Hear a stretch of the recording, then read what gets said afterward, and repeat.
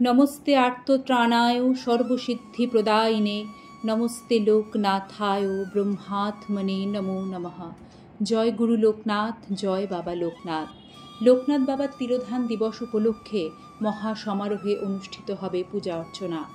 এই দিনে বাবার পুজো করুন বা নাই করুন, সিদ্ধ পুরুষ লোকনাথ ব্রহ্মচারী বাবার কয়েকটি বাণী আপনারা যদি শ্রবণ করেন, এই দিনে জীবন বদলে যাবে। আর্থিক সংকটে থাকুন বা সামাজিক সংকট, পারিবারিক সংকট, বিভিন্ন সংকটে বাবার বাণী আপনাদের আশা জাগাবে, সেই সমস্যা সংকুল পরিবেশ থেকে বের হয়ে আসার পথ দেখাবে। লোকনাথ বাবার যে বার্তা বহুল প্রচলিত তা হল, রণে বনে জলে জঙ্গলে যেখানেই বিপদে পড়বি আমায় স্মরণ করবি, আমি রক্ষা করব। তিনি বলছেন, যাহারা আমার নিকট আসিয়া আমার আশ্রয় গ্রহণ করে তাহাদের দুঃখে আমার হৃদয় আর্দ্র হয়। এই আর্দ্রতাই আমার দয়া, ইহাই আমার শক্তি, যা তাহাদের উপর প্রসারিত হয় এবং তাহাদের দুঃখ দূর হয়। বাবা বলতেন, সত্যের মতো পবিত্র আর কিছু নেই। সত্যি স্বর্গগমনের একমাত্র সোপানরূপ, সন্দেহ নেই। তাই তিনি সকলকে সদা সত্য কথা বলতে বলতেন, সত্য পথে থাকার আদেশ দিয়ে গিয়েছেন। তিনি আরও বলতেন, যে ব্যক্তি সকলের সুহৃদ আর যিনি কায় মনোবাক্যে সকলের কল্যাণ সাধন করেন, তিনি যথার্থ জ্ঞানী। বাবার কথা আমরা যদি আমাদের প্রতিদিনের কাজে, জীবনে আসলেই তার অর্থ বুঝে কাজে লাগাতে পারি, দুঃখের মাঝেও আমরা সুখের সন্ধান করে নিতে পারব। চলার পথে বাধা বিপত্তি আসবেই। অর্থ উপার্জন করা নিয়ে বাবার বাণীটি অত্যন্ত মূল্যবান এবং প্রাসঙ্গিক। তিনি বলতেন, অর্থ উপার্জন করা, তা রক্ষা করা আর তা ব্যয় করা, সময় বিশ্ব দুঃখ ভোগ করতে হয়। অর্থ সকল অবস্থাতেই মানুষকে কষ্ট দেয়, তাই অর্থ ব্যয় হলে বা চুরি হলে তার জন্য চিন্তা করে কোনো লাভ নেই। তিনি আরেকটি খুব দারুণ কথা বলে গিয়েছেন, সেটি হলো, গর্জন করবি কিন্তু আহাম্মক হবি না, ক্রোধ করবি কিন্তু ক্রোধান্ধ হবি না। অর্থাৎ তিনি বুদ্ধির সাথে সামাজিক পরিস্থিতির মোকাবিলা করতেও শিখিয়েছেন। জীবনে বিভিন্ন পরিস্থিতি এবং সময়ে যখন আমরা বারবার বাধার সম্মুখীন হয়ে হতাশাগ্রস্ত হয়ে পড়ি, তখন বাবার এই বাণীটি আমাদের মনে আশার সঞ্চার করে। তিনি বলেছেন, ধৈর্য রাখো, কখনো কখনো ভালো জায়গায় পৌঁছানোর জন্য খারাপ পরিস্থিতির মধ্যে দিয়ে হাঁটতে হয়। সময়ের অপেক্ষা করো, সঠিক জিনিস সঠিক সময়ে ঠিক পেয়ে যাবে।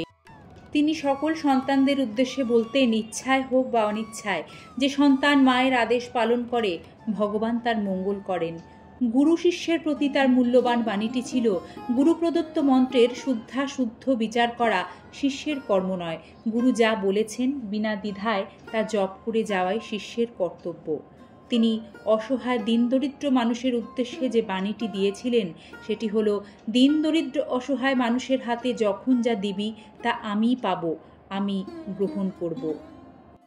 বাবা বলে গিয়েছেন, যে ব্যক্তি কৃতজ্ঞ, ধার্মিক, সত্যাচারী, উদারচিত্ত, ভক্তিপরায়ণ, জিতেন্দ্রীয়, মর্যাদা রক্ষা করতে জানে আর কখনো আপন সন্তানকে পরিত্যাগ করে না, এমন ব্যক্তির সঙ্গেই বন্ধুত্ব করবি। বাবা ছিলেন ত্রিকালদর্শী, তাই এ যুগের সমস্যাও ছিল তার নখদর্পণে। অর্থই যে সব অনর্থের মূল, তা বুঝিয়েছেন বারংবার।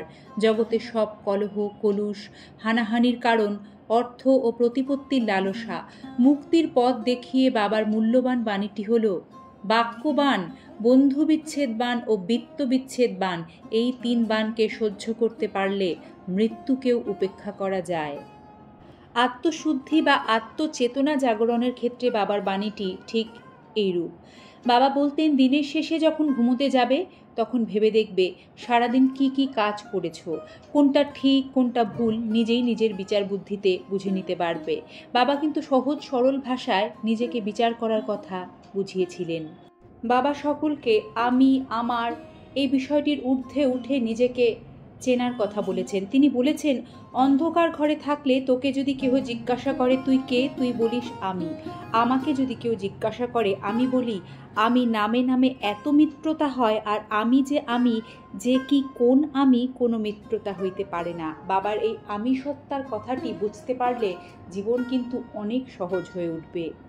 এই আমি আমার বিষয়টি নিয়ে বাবার মূল্যবান আরও একটি বাণী হলো, আমিও তোদের মতো খাই দাই মলমূত্র ত্যাগ করি, আমাকেও তোদের মতোই একজন ভেবে নিস। আমাকে তোরা শরীর ভেবে ভেবেই সব মাটি করলি, আর আমি যে কে আর কাকে সবাই তো ছোট ছোট চাওয়া নিয়ে ভুলে রয়েছে আমার প্রকৃত আমি কে। বাবা লোকনাথ ব্রহ্মচারী তার সকল ভক্তদের আশ্বাস এবং আশীর্বাদ করে বলে গিয়েছিলেন, দেহপাতের পরে নশ্বর শরীরটা আগুনে ভস্মীভূত হবে, আমি কিন্তু অবিনশ্বর, আমার বিনাশ নেই, যে কখনো ফুরায় না, সে আমি তোর কাছে তোর মধ্যে সব সময় আছি। তুই একটু দেখার চেষ্টা করলেই দেখতে পাবি, অন্তর দিয়ে বোঝার চেষ্টা করলেই বুঝতে পারবি যে আমি আছি, আমি আছি।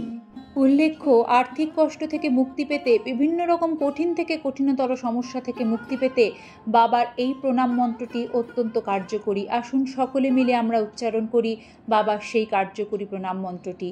ওম যোগীন্দ্রায় নমস্তভ্যং ত্যাগীশ্বরায় বৈ নমঃ, ভূমানন্দ স্বরূপায় লোকনাথায় নমো নমঃ, নমামি বারদিচন্দ্রং নন্দন কাননেশ্বরম হরিম, নমামি ত্রিলোকনাথং লোকনাথং কল্পতরুম। ओम नमः शिवाय शांताय करनेत्राय हेतवे, निवेदयामि चत्मानं गतिस्तं परमेश्वरः। नमस्ते गुरुरूपाय नमस्ते त्रिकालदर्शिने, नमस्ते शिवरूपाय ब्रह्मात्मने नमो नमः। जय बाबा लोकनाथ, जय माँ लोकनाथ, जय शिव लोकनाथ, जय ब्रह्म लोकनाथ, जय गुरु लोकनाथ। ओम शांति, ओम शांति, ওম শান্তি। কোনো কাজ শুরু করার আগেও বাবার এই প্রণাম মন্ত্রটি উচ্চারণ করলে সেই কাজে আপনারা সফলতা পাবেন। বাবা লোকনাথ ব্রহ্মচারীর তিরোধান দিবস 19শে জ্যৈষ্ঠ, মহাপুণ্য এবং পবিত্র তিথি। এই তিথিতে বাবাকে একটি বেলপাতা অবশ্যই অর্পণ করুন, এতে আপনারা আশীর্বাদ পাবেন বাবার। কারণ বাবাকে শিব জ্ঞানে পুজো করা হয়, ভোলা মহেশ্বরের মতনই তিনিও অল্পেই সন্তুষ্ট। বাবার আশীর্বাদ বর্ষিত হোক আপনাদের সকলের ওপরে, আপনাদের জীবনের সকল দুঃখ দুর্দশা কেটে যাক। বাবার প্রণাম মন্ত্র অবশ্যই উচ্চারণ করতে চেষ্টা করবেন, এতে সুফল লাভ করবেন।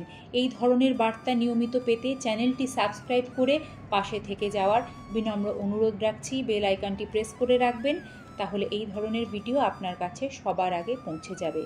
হরে কৃষ্ণা, রাধে রাধে।